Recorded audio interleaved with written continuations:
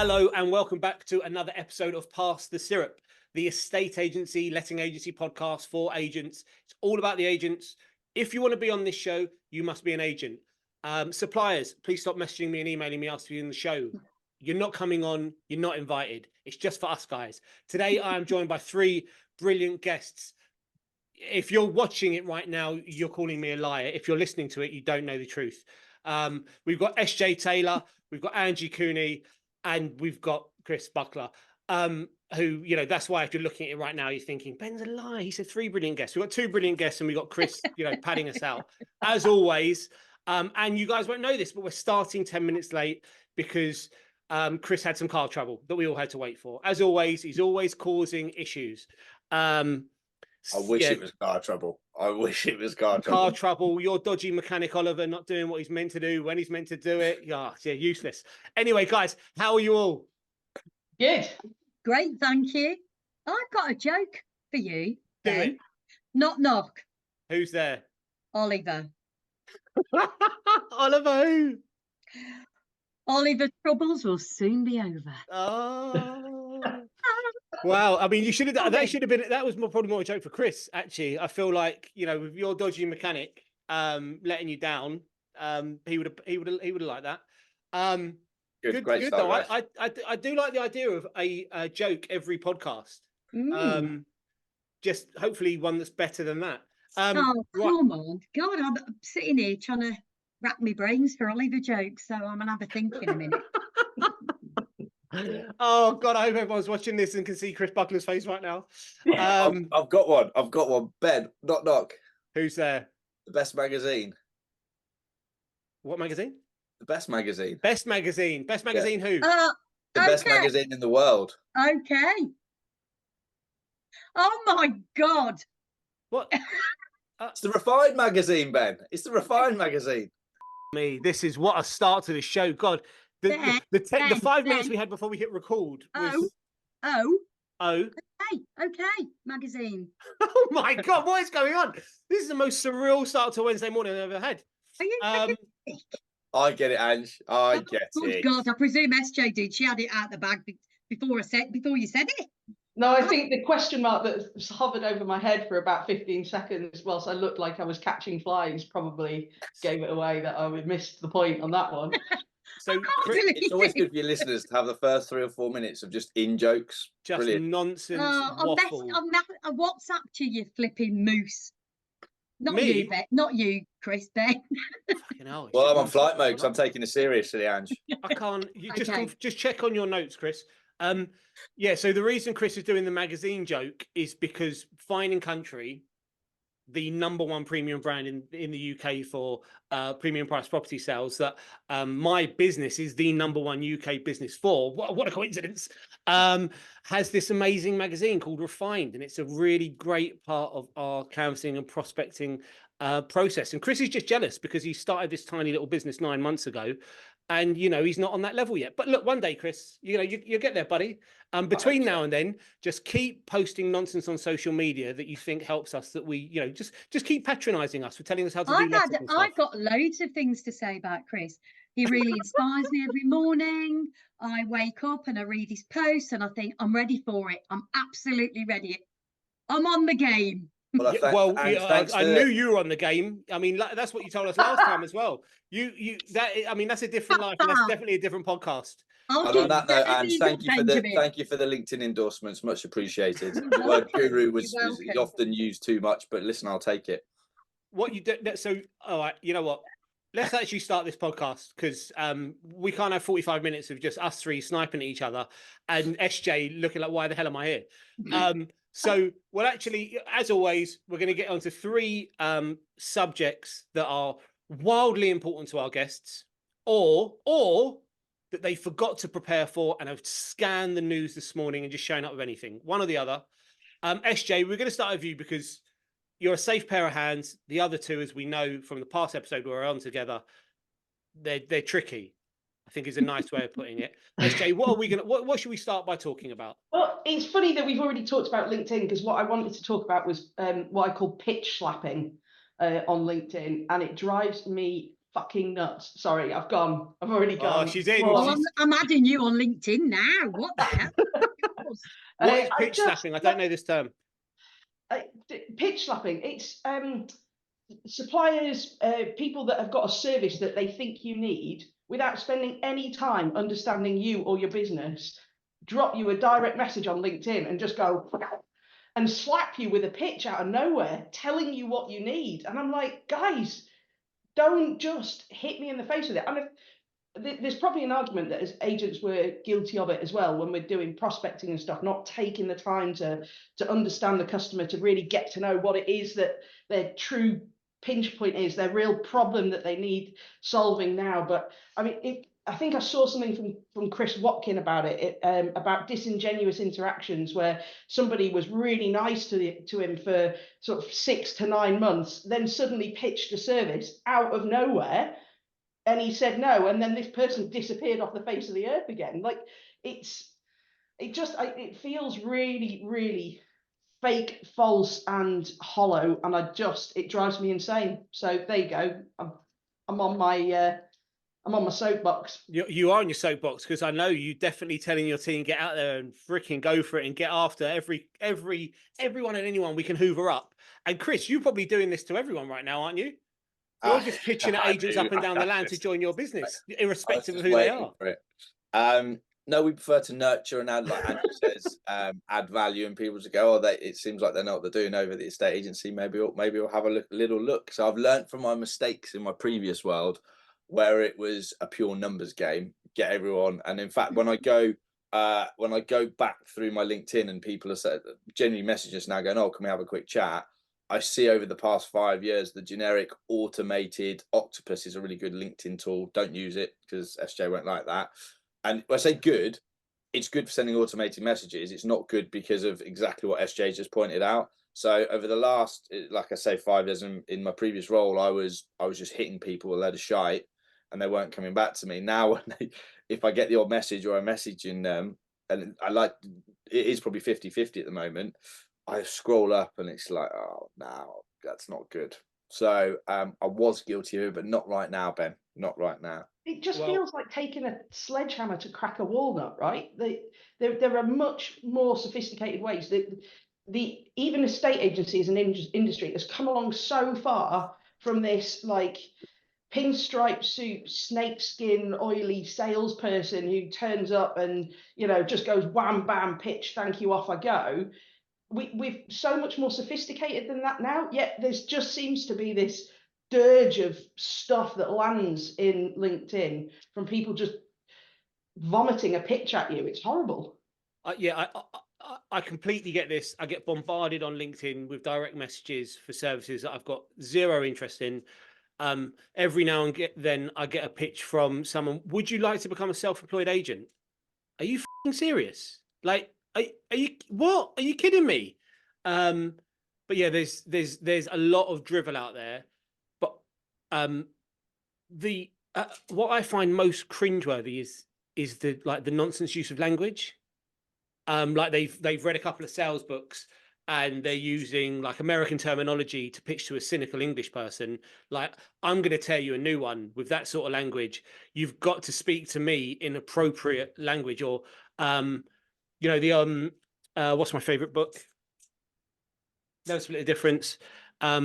Would you be against a meeting tomorrow at 5 p.m? Go fuck yourself, mate. I would be against that meeting. Yes. You know what? You guys waffle. I'm going to pull up one that I got yesterday because I'm going to give you word for word. Angie, what do you think about this? In that same vein, recruitment people piss me off because, are you looking for a new role? Well, actually, no, I'm not. Without being funny, why don't they just look at who they're trying to pitch to for the same reasons, SJ, that you're on about? It's just lazy, isn't it? It's just lazy catfishing. Yeah, and just take a minute. Like, I'll hold my hand up. I'm guilty for messaging people, but I try and do it in a genuine way. I want to extol the virtues of what great estate agency looks like. So if I message somebody out of the blue to say congratulations, I genuinely mean it. That it's Yeah. not a thinly veiled way to try and wheedle my way in to try and win them over to join Preston Baker or anything like that. I genuinely mean, well done. It's really Yeah. great to see people do really well, and particularly in marketplaces where we've had such polarizing performances and such polarizing opinions about the market's going to soar, the market's going to decline, mortgage rates are going to go through the roof, Kwasi Kwarteng's killed the market. Like, it doesn't matter what it is. If people are genuinely doing something great or stepping away from something that's been so comfortable and easy for them for so long and made a big brave decision, celebrate it. Don't be disingenuous about it, but say well done. Like, it's good to be nice to people, genuinely nice. That disingenuous thing, like I've over the last few years, I swing back and forth on whether I like social media and the concept of social media, because it's done loads of good things. There are loads of positives. I would argue that when we went into when COVID was really, really impacting the world, from an estate agency perspective, it did quite a lot for creating groups, creating interactions, creating collaboration, keeping people a little bit sane. I've ended up making friends. From being on social media. No, Chris, no, you're an acquaintance. You should know that by now. But you do end up building friends, and so for instance, Angi and I met at a director's supper club, but we were aware of each other because of social media, and it made us sitting next to each other and waffling on for 45 minutes over dinner really, really easy. But what I really dislike is the absolute bullshit, and it is, and I know loads of people in real life that are completely different characters online, like friends of mine. And I'm like, why are you communicating like that? Like, my business partner, if he watches this will go down well. The way he messages or excuse me, comments on social media, I almost on a daily basis say to him, I've never heard you say that sentence in your life. Just comment in the way you talk. Like, just be normal. Like, he's trying to present in a particular way that he thinks important to I don't know, to talk bollocks. And it's not that he's not trying to be disingenuous. It's just people, I don't think, believe they can be completely authentic online. Whereas I used to make that joke about, Karen, the 60-year-old Facebook user who uses Facebook in a particular way and just says what she wants, how she wants. And you're like, oh my God, well, at least she's being herself. Yeah. She's a bit of a nutter, but at least you're getting the real individual. So yeah, I completely agree. There's a lot of disingenuous nonsense out there with something that this will benefit me in some way later on down the line. And this constant need to present this like zero to hero persona, like everything's rosy, everything's going well. It isn't. Like, it's nice to share the positives. It's great to say, I've had a brilliant day, or I've done this amazing thing with my family, or whatever it is. But it's also, the curved story, the up and down of, like, I got this great bit and then it went this way and then it went that way. That's more real, right? All of us have not gone from like here to here in a straight line, and it's all been bloody perfect. Mine's always been perfect, because this is going to be a clip or so. No, absolutely, you're 100% right. And last week's episode, Alex Tan said the sort of same thing. She's like, people that present their honest, she didn't say failures, but like when times get tough, that's the stuff people engage with most. They last do. week, SJ, I'm very I'm a person who's a major sunny person. I hope to think I am anyway. And last Sunday, or the Sunday before, I just got a complete kick in the stomach. I don't know why. Just had self-doubt crept in, and I thought, you know what, I'm just going to put this out there. I'm just going to put it on, and I could not shake that black dog at all. So I went for a walk and whatever else, and then put it on LinkedIn. And it's surprising the amount of people that message back. But I agree, it isn't all fantastic. And as long as you're honest about it, just be honest, because you don't know who's going to be having a bad bloody day when you're there going, haven't we done fantastic? You don't know, do you? And you need to be able to relate and be relatable to people. Chris, you having a good day? Great day. 2 points I've got. The first one is, there is an agent I know who just puts so much shite out on LinkedIn, and I know they're not doing any business. I've told you to block me. I've told you to block me. Yeah. They're in Chiswick. No, they're not in Chiswick. You run a wonderful practice in fine and country in Chiswick. Send me a template for a letter with a QR code on it, will you? Just because just Oh yeah, because none of us have ever tried that though. we'll see if it works. Yeah, We'll see if it works, right? Very good. The second one, what was I going to say? Yeah, do you know what? You're going to get your violins out, but same to you, Ange. Doing what we've done and setting up the stage has been really tough. And there was an agent that runs a competitive, I guess, model to us, an owner, and they rang me and were like, "Hey, getting on?" I was like, "Yeah, good." And they're like, "What are the tough bits?" And I was like, initially it was raising the cash flow, then it was making sure the agents were happy, then bespoke in the CRO. And he was like, "How are you?" I was like, "It's been fucking brutal. It's one of the hardest things I've ever done." And they took me on a bit of a journey of, listen, this is what we went through. This is how I did it. This is my coping mechanism. This is my diary. And they had no reason to do that. Now, I wouldn't mind naming them, but I don't think they would want to be named. They didn't do it for that. And I think whether it's agents together and those guys, I think it is safe to say, like, times are a bit tough, or I'm struggling with this as whatever. And I do think whilst the rest of the world sees us as assholes, as the estate agents, we do band together when we need to, and that's pretty nice. And that comes from the Bulldog Brothers dinners you mentioned, through to, you know, more conferences and podcasts like this. So I think social media. Sorry, Chris. I think social media and things like this really do help, because you sort of become relatable to the people. Megan 18, and I know she's everywhere, a bit like you, Chris, but tell you now, hats off to her, because I put something, I said something on LinkedIn to Chris Byfield yesterday. I had a problem with something to do with trying to set my lettings thing up, and I contacted her, and she must have been doing 10 billion things, because I've been looking at what she did yesterday, and she took the time out and actually helped me try and sort something out. I've only ever met her once, passing her in a conference, and I think, you know what, that's what this is about. It's about getting a band of people who pariahs in another world, but people, you will help people. Everybody likes to help people. Was it a QR code, Ange? Was it? Don't be ridiculous. That's so last week. Right, before we move on to our next subject, I just got to read you this one I got yesterday, right? So, good morning. Hope this message finds you well, Ben. Yes, right, okay. Strong intro. Have you ever wondered what tech solutions would improve your work? No, never. Perhaps a web mobile app, off. Document automation, yeah, didn't think of that 15 years ago. AI chatbot, yeah, no websites have them anymore. Or a refreshed website design. Global business, I have no control over that, you numpty, but okay, all right, fine. Let's go ahead and grab a virtual coffee to talk about our business. When are you available?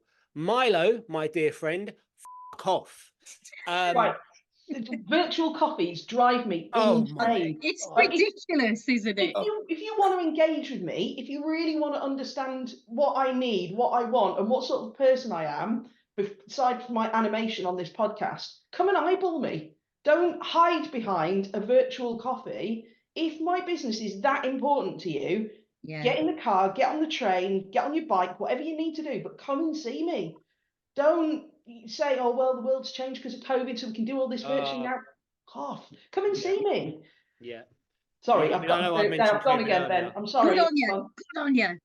Yeah. No, listen, SJ. What I'm really concerned about is the impact Chris and Angie have had on you in 30 minutes, because you're effing, you're blinding, you know, get on your bike and come and see me. I like it. I'm here for it. Right. So we all feel the same way about that. Chris, go on. What you got? You look like you're desperate to say something there. I was to say something. So I had a guy on LinkedIn sending me so much stuff, phoning me, really wanted to book a meeting. Come see you. La la la. No. It's to do with foreign exchange, and you know, if we have time. Don't get me started. And I was like, listen, we probably don't do that many international, and you know, we do some, but it's probably not worth your time. The guy sent me a bonsai tree. Now, growing up, I'm probably a fair bit younger than you, Ben, but you remember the Karate Kid. Growing up, must have been a tough 9 months. Absolutely brilliant. And he sent me a bonsai tree, and I was like, putty, and I was like, yep, come and meet me. This is absolutely brilliant. And I still tell that story. So I'm trying to. There's an agent that is a very, very, very well-known agent that rang me out the blue and said, listen, I want to explore joining the estate agency. I was like, wow, this is a ticket item. Haven't managed to get a conversation with them since. So I'm like, what do I like? Yeah. Send them a yucca tree. No, so I found out their what their passion is, and their passion is their football club. We've bought a shirt from like the FA Cup 30 years ago. Just going to send them to that with a handwritten note, and then say, is it worth having a conversation now? And whether that works or not, I think that's far more likely to get a response than me just keep going, come and have another chat. Please join us, please. We need you, Chris. If you really want to bait me, it's a rugby shirt, not a football shirt. But You know, I'm sitting there thinking, God, I wouldn't mind a bloody business class ticket to somewhere, flying somewhere. Come on, Chris, you know you want me. Yeah, I'll Ryanair you to Belfast. How about that? Yeah, okay. That is a nice little clip though. There we got Angi Cooney saying, "Come on, Chris, you know you want me." I'm sure we could do something like that. Don't you want me, baby? Oh, God. Right, Buckler, over to you. What's number 2? What's content piece number 2? Ooh. Don't say QR codes. Content piece number 2. What is everyone's view on your Josh Phegans, your Tom Panoses, your gurus from outside the UK? Do you follow any of their stuff? Have you ever joined the Tom Panos gym? Have you seen Josh Phegan speak? Tom Ferry? Is it all US and Australian BS? Can we learn from it? If you've taken anything, what have you taken from it that the listeners of this show can go and implement into their business today? Angi, over to you. Right. Oh, thanks, Chris. No worries, I've just got to say this. You know, I looked at a post that you got. You were going somewhere, Australia. Has anybody got any things that they want to ask me? Is that what you put? Yeah. So I'm off to meet Josh Phegan in. And I thought, oh, fuck off, Chris. Sit and talk to me about the UK, Bab. Just talk to me about the UK. I'm interested in what other people are doing in the UK, right? Because I think you've got me on you've set me off now. I look at all of, and I'm really into podcasts, and I'm really listening. I'm really into listening to people and watching them, but they turn me off completely. Hi, guys. And I think I would hate to think, Chris Buckler, that you turned into that person. Because what a sad fucking day. What a sad fucking day that will be. Because I just think, mate, people get a bit. I agree. So this is a lovely little segue. One, I'll never lose my London slightly brummy accent and be like, hey guys. Number 2, I am launching a podcast that won't rival this because it's very different. Estate Agency Mastery. Our first guest, Simon Gates, but it's a 15-minute podcast on asking best practice from UK agents and what you can share. And that's kind of the road I took of. There's so much actually gold here with your Perry Powers, your Ben Maddens, your Simon Gates, your Chris Watkins, your SJ Taylors, that if we can pull out bits of what people are doing and then all go and grow and be better agents, I know 80% of the agents won't listen to it. But if there's small tidbits we can share that do work, I want to make sure that we can share them between us. But yeah, I think it is quite off-putting, a lot of the stuff. And it's one of the, I need to be very careful what I say here from a legal point of view. It's one of the reasons I think the American models haven't been so well adapted in the UK is all that hoorah, where actually there is a lot of gold in the way that our American cousins grow their estate agency, real estate businesses. But you have to leave the Stetsons and the cowboy hats at the door. Otherwise, like you, Ange, people are going, nah, that, and switch off. I think this. You said you thought that 80% of people won't listen to your podcast because won't take action from the tips in the podcast. Won't take action, and I think that's part of a wider problem, is it not, in agency? In that there's this, I'm going to say arrogance, that actually I know how to list, or I know how to negotiate an offer. I don't need any more training. And whether you get that training through a Josh Phegan, a Tom Panos, it doesn't matter who you consume your training through, as long as you've got an attitude of, actually, when I go out, I only win 40% of my instructions, so I'm not perfect. or I only win 50%, because you're never going to win everything. I accept that, because I'm not for everyone. Everyone's not for me. That's okay. But if you look at it and you just go, well, I'm already the best I can be, then actually you do need training, you do need support. And I'm a big believer that training should be part of everyone's routine. It should be something that you're constantly committed to in order to better yourself. Now, whether that's just through work or whether that's through learning that you do outside of work, the delivery of that training in many ways is irrelevant as long as you engage with it. So whether it's Angi won't engage with the Yeehaw Cowboys, right? Because that's not the sort of training that gets her going. But if there's something that does, then she should totally engage with that. But some people really do like the Josh Phegan stuff and the Tom Ferry stuff. So I think training is important. Engage with the people that you like, engage with the people that you think add value, and I think there's a lot to be learned from the models in Australia, New Zealand, and America. I was fortunate enough last summer to spend a month over in New Zealand and Australia, and it was kind of people to let me go into their businesses. I spent time in their businesses whilst I was over there, and actually there's a lot that we can learn in terms of marketing, in terms of the way that customers are looked after, in terms of what they do for brand recognition and prospecting and all that sort of stuff. So whether our models are the same, because whether we use auction or not, there's definitely stuff within those models that we can bring over here and we can take a lot from. Put that in your pipe, Ange. No, I'm listening to what she's saying. It's just that I think that I don't want it dragged down my throat, Chris Buckler. It's that type of thing. Because, you know, everybody is unique and we've all got our own things that will turn us on, haven't we? But it's, to me personally, and obviously I'm only interested in my opinion at this point, Chris, it turns me off with it. Sorry, Ange, I'm not sure if you realise you just said I don't want it rammed down my throat, Chris Buckler.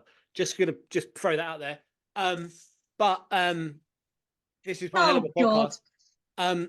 So yeah, look, my two penneth on your question, Chris. I think the North Americans are the best in the world at lead generation. I think the Australians, and I've only interacted with a few Kiwi businesses, but I think they get the marketing piece better than most markets. Their presentation of property is just, woof. But there's something around culture. And so, SJ, you already touched on it, that culturally, not necessarily just in a estate agency, actually lots of sectors in the UK, we've got maybe I think you used the word arrogance. There's an element of cynicism around what's being offered. I know best.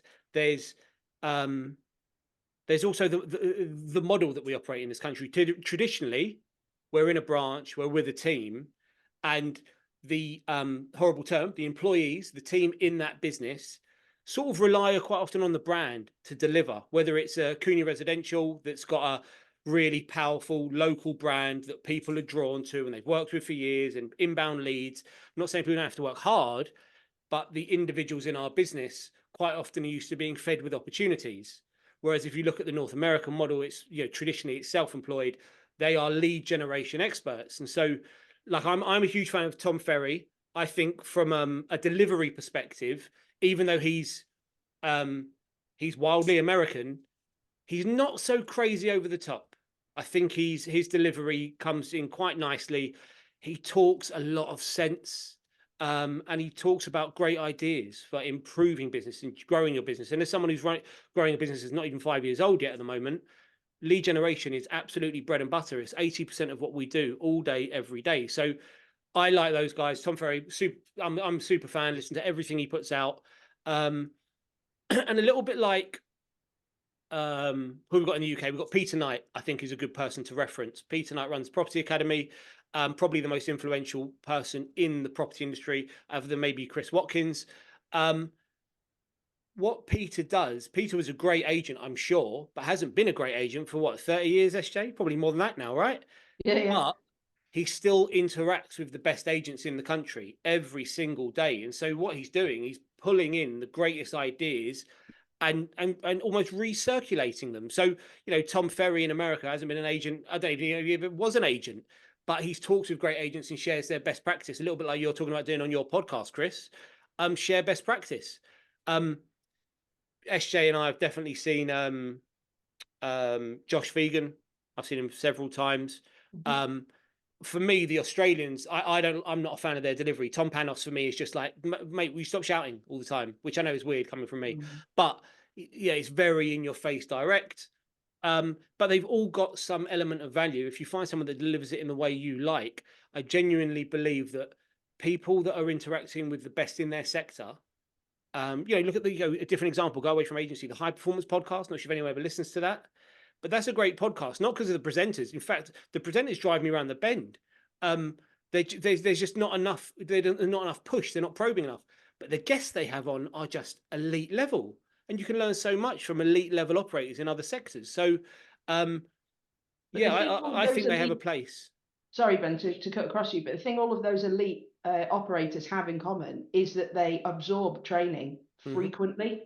You know, the example that we've used with lots of our teams is you don't suddenly get signed for Real Madrid and think, oh, I don't need to train 5 times a week now. I just need to turn up on a Saturday and kick a ball round. You train every day, and not just on the pitch, but off the pitch, both in terms of your mental training as well as your physical training. And there's a disconnect in the professional world, I think, when people get into a certain role. I've been trained, I did my 4 weeks induction, I'm trained. That's it. I'm done now for the next 30 years. I've been trained. You can't have that attitude, I don't think, if you want to truly rise to the very, very top of your game. You've got to invest in that training regularly. Can I interrupt there? I also think that although I know your business has only been going 5 years, Ben, but I mean, how long have I been in business? 21 years in this one, and I never stop training. I never stop striving to go and striving to get to the next best thing on the block. And I think that's obviously something within me that brings itself down to the team, because yes, they may get fed, but there's always somebody behind us nipping at our heels, without a doubt. So to stay number one, you've really got to work at it if you want to be there, and we obviously do. And but, as you've both said, so that's a mindset thing. Listen, aptitude, attitude, this conversation. If you don't have the mindset, if you don't have the belief, if you don't have the desire, the drive, the determination, then forget about having all the skill. I always give the example that Cristiano Ronaldo, whether you're a football fan or not, really, let me brief this example I always use with the team. Cristiano Ronaldo, amazingly talented footballer, to be the best footballer in the world, you have to have a certain level of skill. Some of that has to be natural. Like Angi, I've no doubt in my mind that you've got natural, amazing sales skills. It just comes to you. But that's not enough without the attitude, the drive that I'm gonna beat everyone. I'm gonna win. I have to win, and the way I win is by outworking everyone. The example I give is Ronaldo's got that, but there was a player called Berbatov, used to play for Tottenham, and what a talented individual. His ability with a ball was astonishing, but he was like the laziest man on the pitch every time. You never got the effort out of him. If you'd have put Ronaldo's work ethic into his body, may have been the best footballer of all time, but he just flies under the radar because he's not willing to put the effort in. So skill is important, and I'm big on skill, but without the desire to go out and make it happen, it's not worth anything. Coasters are dangerous. What you're describing, I think, there with Berbatov is a coaster. Like, they've got this natural skill, they've got to a certain level, and they're just going to coast on through now. People that coast are never gonna rise to the very top. Do you know what, though? Some people are happy with that, though, SJ, aren't they? Some people are quite happy to be. And there's absolutely room for those people in certain businesses, but in businesses, from what I'm learning from listening to you guys and from talking to you, in businesses like ours, there isn't room for coasters. We don't want to be working with people that are just happy to bumble along. Yes, you need your consistent performers, but consistent performers are different to coasters. You can't have a team full of superstars, because superstars are also have their peaks and troughs. You do need some consistent performers, but what you don't need is coasters. Yeah, completely agree. So, Chris, look, in a roundabout way, I don't think we've come close to answering the question. That is what we do on this podcast. I'll be very interested, Chris, to see how you get on. I'm looking forward to the loads of social media on it. No worries, Ange. No, I will watch it. I will watch it, obviously, because I'm magnetically drawn to you. That's very God. This is the Angi and Chris show. Eshe, should we go? Yeah, you don't need me anymore, do you? Of course we do. I think I'm just about to go and light some candles and sprinkle some rose petals, so we're one step away now. Jeez Louise. Every time these two get together, I just the tension is palatable. Ange, big finish. No more talking about Chris not ramming anything down your throat. What you got for us? Recession. I'm sick. Oh, what the recession. fuck was that about? God. Today, the other day, I turned on the news. Life was happy and I felt lovely and sparkly. Everybody mentions recession. I'm like, oh God, pass me the bloody knife now. It's just incredible, isn't it? And it's all a political gain. It's all about, with the economy, we're in recession by 0.03 something. Hello, it's nothing, is it? If you're on Weight Watchers, right, and you'd like put on £0.5, that's a poo. It's not putting loads of weight on. It's like, good God. There you go. That's it. Are you saying that's a great analogy? This economy's a big poo, yeah, but it's all fucking bullshit, SJ. That's what it is, love. It's all fucking bullshit. Bullshit from somebody that's sitting there in the media. Oh, a little bit quiet. Let's just throw it out there. Let's talk positivity. And they never do. I know we've talked about it before on here, but pisses me off. Last Friday in our training session downstairs with the team, we're talking about what's the landscape right now? What are we dealing with? What's the transition? Where are we getting to and where are we going from? And normally it starts, you guys all know this. Sentiment is based on what the media put out there. So it's a consumer sentiment. First 6 weeks of the year, I put them on their heels. What's the media been talking about? Tell me about the property market. What's it been saying? Well, it's been saying nothing, has it? Because the property market's performing pretty well. It's quite stable. Actually, prices look like they may rise. Mortgage rates are coming down because the good news is boring. And so there's no one, it's not clickbait to say, guys, great news, property market stable. No one's going to read that. I mean, I would read that. I like that. I would repost that. I would share that everywhere I bloody could. But you're absolutely right, Ange. 0.003% change in GDP. And to the common man and woman on the street, it means nothing. Nothing, yeah. Has zero impact. But if you can get a nice negative headline, we might change consumer sentiment again. And I tell you what's really odd. We're selling a flat in London. Anyway, selling a flat in London. Not me, me personally, not the company. And I went in to see the agent on Thursday. They've had it on the market 3 weeks. So I went in. I said, I'll just touch base with you. What's the crack? Because I'm down. And he said, obviously the interest rates are going up, mortgages are going up. I sat there like that. Do you know what I do for a living? No. And I just said, don't fucking give me that. My daughter nearly died. And I said, you've overvalued it to start with. And I said, now I'm not reducing in 3 weeks. Go out and find me the buyer. The buyer that will buy it will be a certain buyer in this category. Don't bother sending me any the bullshit about what's going on in the news. Get on the phone.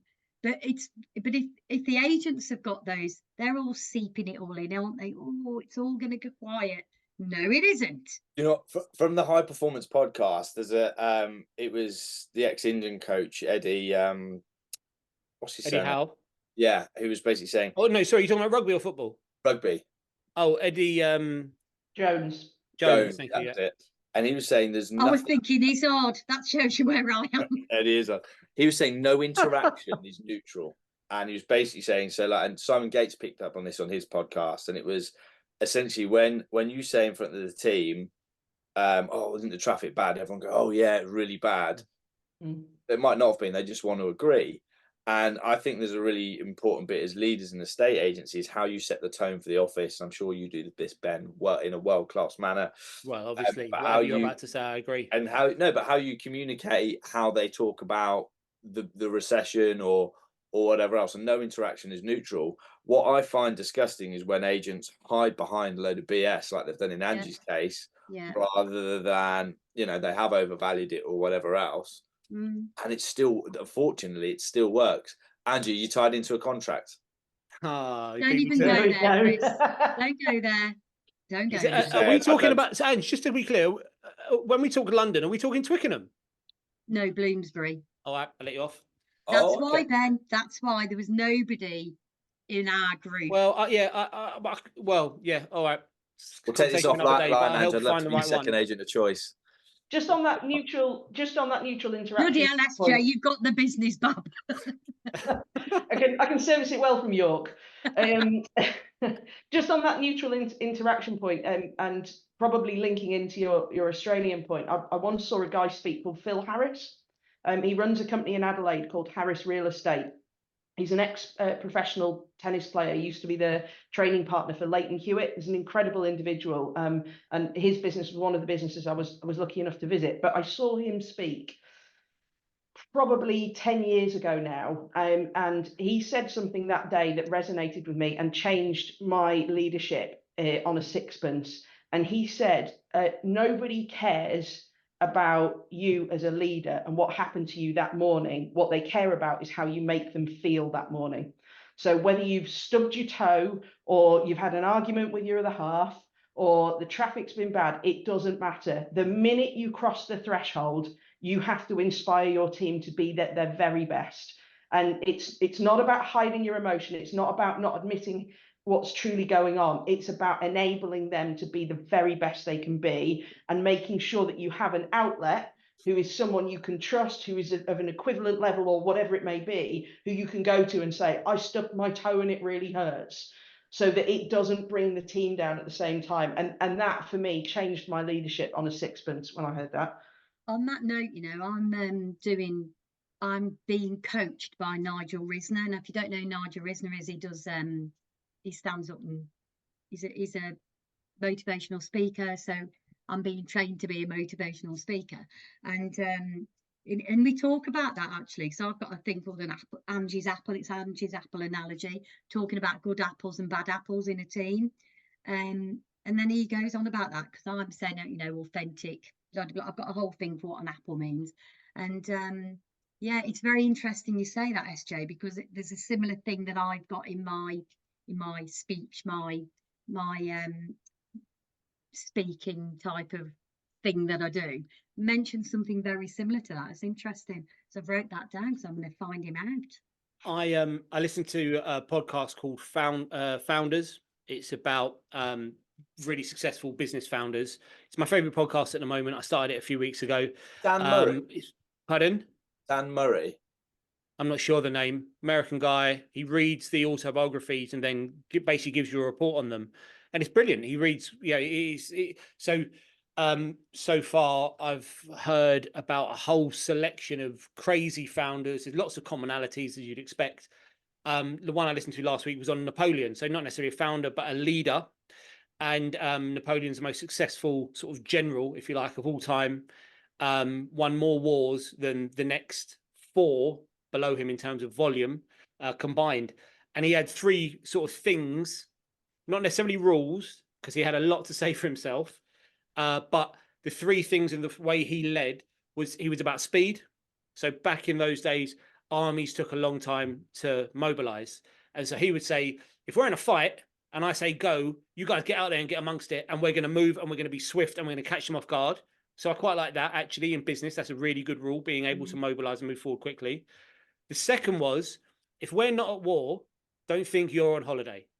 I want the team constantly to appreciate they need to be tough. They need to be ready. If you go and spend the next 6 weeks with your loved ones and you get soft and we go into the toughest battle you ever experienced, when you come back, you're not going to be ready for the fight. So the environment has always got to feel a bit tough. You're not bullying them, not being unpleasant, not being nasty. But I quite like that, because I've always run my business with a chip on my shoulder. We're always going to beat somewhere else. We're always next fight. And the third one, which is the reason I'm bringing this up, SJ, is because it fits perfectly with what you just said about Phil Harris, is make sure your team or your troops are constantly hyped up, having fun, engaged, enjoying what they do. So even though the environment's tough, they still got to love it. And you've got to make sure he's taking them into war and people are dying around them, but they still got to enjoy what they do, and they've got to have fun. They've got to find a way. And I mean, no wonder he's so successful, because he's managing to keep them in tough conditions 24/7 and ensure they enjoy it. Man's a genius. But yeah, I really like that, actually, because I saw someone once posted something that's brilliant. Again, someone far more intelligent than me. 2 things in business: pay people well, make sure they have fun. They'll never leave. And it's so true, isn't it? If they're being remunerated and they're having fun, life is pretty good. Was that my post last week, Ben? Well, one of the many Chris Buckler quotes that he's, girls, have you seen any of Chris Buckler's posts that he quotes Motivates me. as The one of his own? QR code thing's a great idea, I'm thinking. Thank you. Yeah. What is the barcode idea, Chris? Just, for anyone who's been living under a rock for the last 7 years, Sure. how do QR codes work? I overheard a conversation about someone who was looking to move. So I found out their address. I created a home search report and just said, hey, listen, I understand you might be moving. I also have contacts in the US. I've done a fair amount of business over there, which is true. If you need any help, give me a shout. By the way, scan this QR code to see if you're, to get an up-to-date valuation on your property, which will go through to home search. I'll let you know how it unfolds. I'll do a mini series on it of reels if you want. I feel like that's what the audience want. That's what Us three certainly want it. If you can I also lost a vow the other day, which is the first one in a couple of years, so I can do that as well. I didn't deliver on it. I wasn't good. I didn't feel great. I thought I lost my patter. And they came back and wanted more for the property. Now I could either go, they wanted more for the property than what I thought it was worth. So it's okay to lose it, or reflect and say I wasn't world class in every approach on the way to it, and I wasn't. So it's allowed me to go back to the drawing board and look at our pre-val and post-val and the touch points, and to see if every touch point is a 2% touch point, and overhaul it. So there we go. It's not always rosy. Let me make an excuse for you, Chris, which this will be the one and only time in the entire time we ever know each other. I think this year, because there's so much hype around, what the market's doing right now. First week, so 6 weeks of 2024, it's going to be amazing. And yeah, we had the recession news last week, which is desperately trying to bring everyone back down to earth. But 2023, I think people understood the lay of the land. The media was doing so much work suppressing demand. It was, interest rates are on the up, and they're reporting it all the time. And the Bank of England is saying this, and inflation is doing that. And there's another war started over here. All that bad news created almost an understanding. It sort of educated the consumer on market conditions. Whereas right now, I don't know, you guys are out there on the front line, same as our guys. I think we've got a very confused consumer right now. There's a disconnect between buyers and sellers, where we've got examples, like real genuine examples, last 6 weeks, of someone that's been on the market for an extended period of time with several agents. They've been with us for a couple of months, new year, managed to get an asking price offer. Gonna have to think about that. What? Yeah. We've got asking price. You've been on the market. Actually, you've been on the market nearly 2 years in total. This is the first offer even remotely close. Yeah, but it looks like the market's changing. Maybe our home is worth more. And I think that actually, we've got that is going to be the case this year. Sellers are going to be back in 2021, 2022. That's what? when My home's I worth more, think, isn't it? Sorry, I'm over talking. Go on. I think that's why it's really important to engage with everybody and do all your touch points and keep in touch with people all the time. Yep. And there's a great bit of kit, and I won't mention it, that I just am in love with, because I've revisited my old vals, put them onto this system, therefore taking the journey with them. But I think that's why the social media, although you love it, hate it, and telling people what's happening in your market, it's more difficult, I think, we've talked about the London market before, haven't we, Ben? But there's always like little areas within London itself that you can sort of zone in on. Obviously, I'm in Staffordshire, so I'm quite a little local area there. But I talk about the market all the time, tell people, I know this is happening in the national news, but shall I tell you what's happening right here, right now with us? And I try and do it that way. Just keep that constant message. So our touch point piece, the communication piece, is relentless. Once we've won that client, we need to speak to them more than their partner, because it is ever changing, and it is about managing expectations, and it is about making sure they understand the lay of the land. We don't want to work on properties for an extended period of time. We need to get it right, and get it right quickly, and that only comes with we take advantage of regular press in case people aren't reading it, but also the trade press is really good for feeding information back to your consumer base. So we'll share trade press articles all the time. Ben, do you have scripts and dialogue? So when you come up against that, one of the things that I've picked up on over the years is you can give them all the trade press, etc. I was speaking to Chris Watkin yesterday. He was kind enough to give me an hour of his time, and he was saying the brain 19 out of 20 times will make a decision based on emotion, not on logic. So you can feed them all the logic you want, but that's only going to hit them 1 in 20 times.